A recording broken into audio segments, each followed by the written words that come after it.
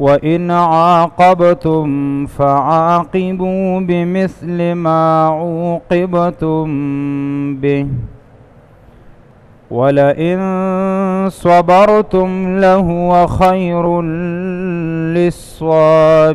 للصابرين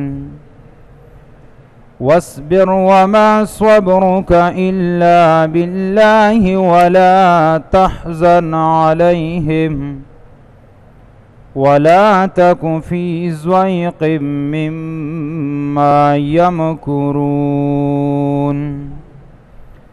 إن الله مع الذين اتقوا والذين هم محسنون. سوارلسم پارا سورة النحل د دې اخیری آیاتونه دي. 126 نمبر آیت ته د نمخ کې درس کې د مشرکین مکه د یو اعتراض جواب الله ذکر کو چې پر رسول الله صلی الله علیه وسلم باندې دا اعتراض کړو چې توی چې زه په ملت ابراهیمی باندې او د ابراهیم علیه السلام په دین کې هو تعظیم د خالد ورځو او ستا په دین محمدی کې تعظیم دا د جمعې د ورځې دی. نو الله رب العالمین دا غي جواب وکړو چې دا خلق دروغ وي، دا اعتراض د دوی په غلطه دی. د ابراهیم علیه السلام په دین کې تعظیم دا د جمعې د ورځې و، بلکې د هر نبی په دین کې چې کومه عزتمند ورځ به و د تعظیم والا به هغه به ورځ د جمعې وه. د خالد ورځې تعظیم دا خو اصل کې یهودیانو ځان دپاره منتخب کړی و، او بیا چې نسوارا رالل عیسیان نو هغوی بیا د اتوار د ورځې تعظیم شروع کو، او دیم هغه وخت کې شروع کړی و کله چې عیسی علیه السلام الله رب العالمین بر اسمان ته وخیجو. نو د عیسی علیه السلام د خطونه 300 کاله پسو یو باچا رالی په دغه عیسیانو کې قسطنطین نومې و، او هغه اصل کې دین د عیسی علیه السلام دا ټول ګډوډ کړی لاس یې پکې وو. نو دغه نسوارا او عیسیانو د پاره هغه ورځ د اتوار منتخب کړه. بیا ورپسې الله رب العالمین هغه آداب بیان کړو چې کله یو سړی د دعوت او د تبلیغ کار کوي نو به په څه طریقه باندې کوي. نو د هغې دپاره څه آداب ذکر شو چې اول ادب داو چې دعوت او د تبلیغ کار دا فرض او لازم دی په هر نارینه او په هر زنانه. هر نارینه به دا کوي چې نیک طرف ته به خلق را بلی او د بدو نه به منې کوي، امر بالمعروف نهی عن المنکر. هر زنانه به دا کار کوي چې د بدو نه به خلق منې کوي او نیکی طرف ته به خلق را بلی. بیا دویم څه طرف ته به خلکو له دعوت ورکې نصاب تبلیغ بسی، نو هغه ذکر شو الی سبیل ربک. ته چې یو سړی را بلی د دعوت او د تبلیغ کار کې نو څه ته به را بلی؟ د الله لارې ته به را بلی. سبیل ربک معنی موږ دا کړې وه چې هغه لار د قرآن او د سنت ده، ایمان توحید اتباع د رسول الله صلی الله علیه وسلم. خبیا چې کله سړی کار د دعوت کوي نو په څه طریقه به خلکو له دعوت ورکوي؟ نو الله وی بالحکمه، حکمت نه به کار اخلي. حکمت معنا من کړی وه چې کلک او پخې خبرې ته وي، او کلک او پخه خبره چې سړی په دلیل کې پیش کوي نو هغه د قرآن او د سنت خبره. بیا پکې دا ذکر شوي چې والموعظة الحسنه، کله چې یو سړی ودرېږي او خلکو ته دعوت او بیان کوي نو دی به پکې ښایسته خبرې کوي. داسې خبرې به خپل بیان کې نه کوي چې خلک دنه متنفره شو بیا د بیان ته نه کینی، نه ښایسته خبرې به کې د واز او نصیحت نه ډکې خبرې چې د خلکو په زړونو باندې اثر وکړي، او هغې کې به کله کله د خلکو د پوهې دپاره مثالونه هم پیش کړي، ځکه بعضې سړی په خبره نه پوهېږي چې مثال وله ورکړي نو بیا ورباندې ښه پوه شي. بیا پکې ذکر شوی چې وجادلهم باللتی هی احسن، چې کله کله سړی دا حق دین خلکو ته بیانوي نو لازم نه ده چې ټول خلک بستا خبره سمدس اومني. څه کسان به اومني، بعضې خلک بستا په خلاف راپاسي، ستا مخالفت به وکړي، ستا د خبرې کنزل به درته کوي، رد بد به درته وي، نو ته به وله جواب د کنزلو جواب به په کنزلو څه نه ورکړي. الزام در باندې ولګو، ته ور باندې الزام مه لګوه، بلکې الله وی وجادلهم باللتی هی احسن. هغه ته چې جواب ورکې نو په ښایسته طریقه باندې ورکه. اجاهل دی، ناپویه دی، تی پویه که کنزل ورته مه کوه. نو دا د دعوت آدابو، دا به سړی جاری ساتي. د دعوت او د تبلیغ کار دا به تر قیامته جاری، دا به نه بندېږي. باقي یو سړي ستا خبره ومنله یا نه منله، دا اختیار د چا دی؟ دا د الله دی. ان ربک هو اعلم بمن ضل عن سبیلی وهو اعلم بالمهتدین. الله و هدایت زما لاس کې دی، د منل او د نه منلو توفیق د الله رب العالمین انسان ته ورکوي. اوس دې آیت کې ذکر کوي چې کله کله سړی د دعوت کار کوي نو کله کله ستا په خلاف به خلک راپاسي، خبره به سوک سپېړې ته رسیږي. مخکې خو ذکر شو که درته کنزل وکړو، رد بدې درته وي، نو الله وی خیر دی په ښایسته طریقه وله جواب ورک. کله کله داسې کېږي راپاسي په تا ګزار وکړي، سپېړه دله درکړي، کنزل هم درته ووایي، رد بد هم درته وکړي، ودې وخي سم دې وټاکئ. ښه نو دې وخت کې به سړی بیا څه کوي؟ آیا بدله به ته اخلي که نه به اخلي، که نه صبر به کوي؟ الله رب العالمین دې آیت کې دوه لارې ښیي. الله وی بدله ته هم ته اغستی شي.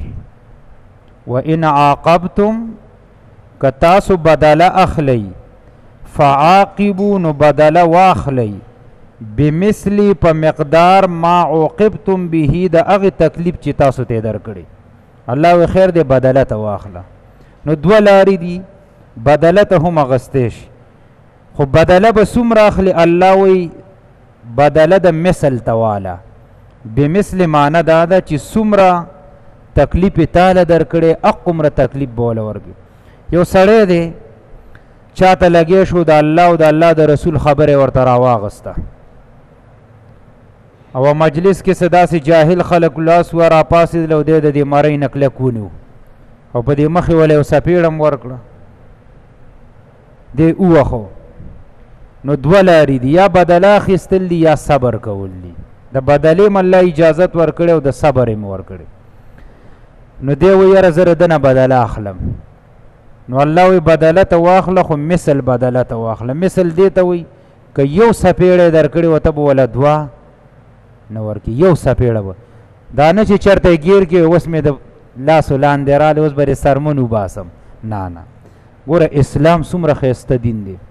اسلام د امن پسندۍ دین دی ګورې، او اسلام موږ ته څومره ښایسته اخلاق او آداب ښوي. الله وی یو څپېړه دله درکړې وه یوه ته واخله، که دویمه څپېړه دې ورکړو نو هم الله به درنه تپوس کوي. اگر چې ته د الله د دین کار خو زیاتی دې وکړه که ودې نه کړو، الله به درنه د دې تپوس بیا کوي.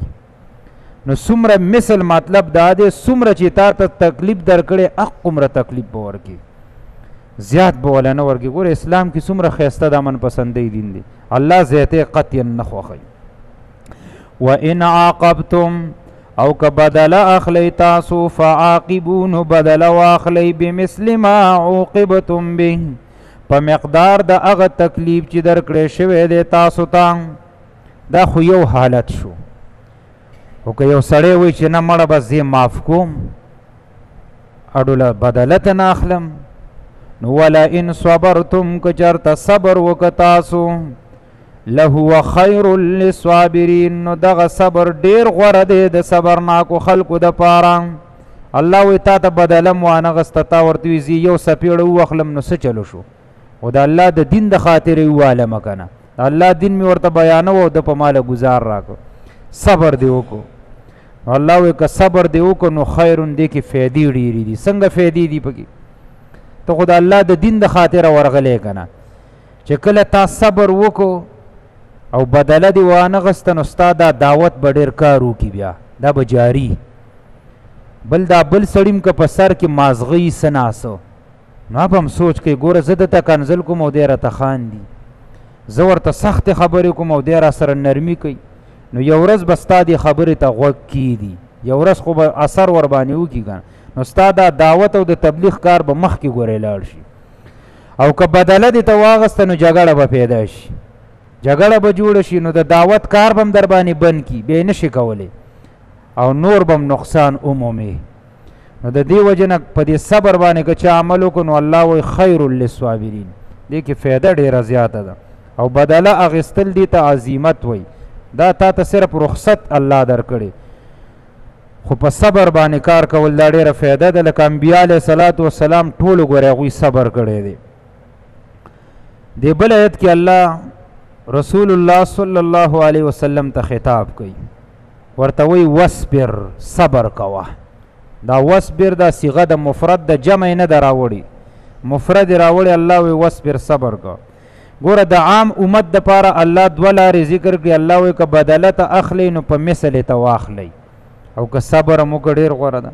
نبي ته الله وایي ته به بدله نه اخلي، الله ورته وایي وصبر، صبر کو. ګوره د نبی علیه الصلاۃ والسلام مقام خو ډېر اوچت دی که نه، هغه خو الله رب العالمین د عالم انسانیت دپاره رهنما را لېږلی دی، تر قیامته چې څومره انسانان راځي دا به د رسول الله صلی الله علیه وسلم په امت کې دقه یو نبی دی، بل نبی خو نه راځي که نه. څوک چې دا دعوې کوي او قسمه قسم علاقو کې را پیدا کېږي دا خو ټول کذابین دروغجن خلق دی. دا خو رسول الله صلی الله علیه وسلم پیشنګوي ورکړې وه چې د قیامت علاماتو کې یوه دام ده چې قیامت ته نږدې به خلک داسې دعوې شروع کړي. هغه مخکې ورځو کې یو 400 کې را پاسېدلی دی، هغه هم څه غول غوشین خوړلي ګډې وړې ویلي دي. که حکومت یو له سمه سزا ورکړه سبا به بیا بل څوک هم دا دعوه به څوک ونه کړي، قسمه قسم دا ګستاخ را پاسېږي.